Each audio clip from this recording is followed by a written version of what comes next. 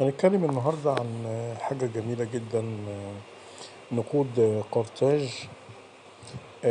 طبعا قرطاج دي تونس. هي ستاتر أو ستاتير ذهبي من الذهب، قطع من الذهب. بيسموها ستاتير من قرطاج أو قرطاجي، بيعود تاريخها لمنتصف القرن الرابع قبل الميلاد. لما نبص عليها من النظرة الأولى بيتجلى لنا روعة التصميم العام لنقود قرطاج، وبعد تأمل الرموز بتاعته بتمعن بيمكننا استخلاص العديد من الدلالات الهامة التي قد تلقي الضوء على جانب من طبيعة وخصائص هذه الحضارة العريقة اللي هي حضارة قرطاج. نرى على الوجه تصوير جانبي للمعبود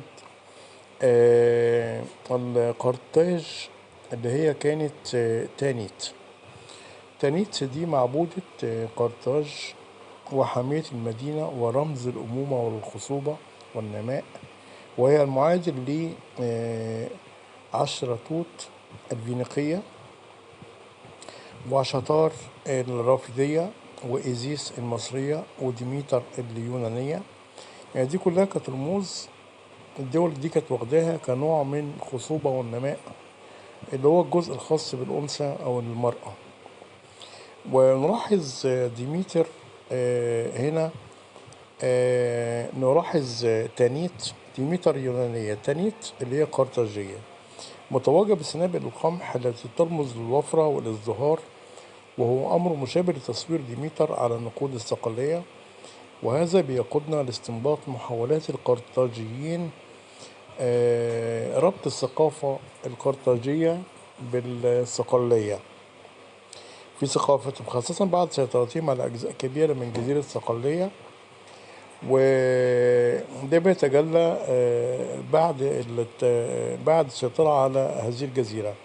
الوجه الآخر من في تصوير جانبي لحصان، وهو بيرمز للفروسية والقوة الحربية.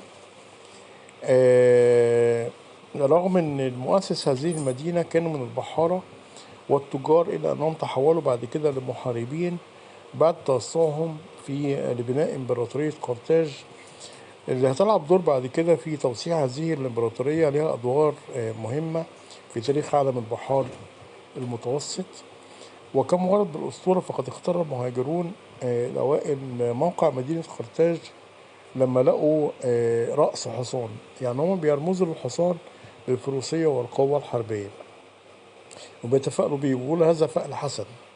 ويظل تصوير تانيت والحصان على شعار قرطاج على النقود بتاعتها رمز الهيمنة على تجارة غرب المتوسط لفترات طويلة.